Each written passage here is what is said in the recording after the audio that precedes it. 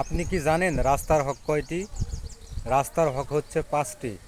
এক নম্বরে, রাস্তা দিয়ে যখন আপনি চলাফেরা করবেন বা রাস্তায় যখন বসে থাকবেন, চোখের দৃষ্টি, এই দৃষ্টিকে হেফাজত করা, অর্থাৎ দৃষ্টি নিচের দিকে রাখা।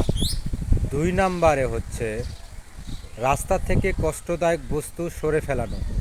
রাস্তা দিয়ে যখন আপনি চলবেন, রাস্তার যখন কষ্টদায়ক কোনো বস্তু দেখবেন, ইট অথবা বড় কোনো অথবা অন্য কোনো ডালপালা, তখন আপনাকে এটা সরে দিতে হবে। এটা আসলে সুন্নত, এটি রাস্তার হক। আর 3 নম্বরে হচ্ছে যখন আপনাকে কেউ সালাম দেবে, তখন আপনাকে সালামের জবাব দিতে হবে। এটি হচ্ছে রাস্তার 3 নম্বর হক। আর 4 নম্বরে হচ্ছে আপনাকে সৎ কাজের আদেশ করতে হবে। এটি হচ্ছে রাস্তার 4 নম্বর হক। এবং 5 নম্বরে যায় আপনার হক হচ্ছে অসৎ কাজ থেকে নিষেধ করা। অর্থাৎ রাস্তার এটিও একটি হক যে আপনাকে মানুষকে অসৎ কাজ থেকে নিষেধ করতে হবে।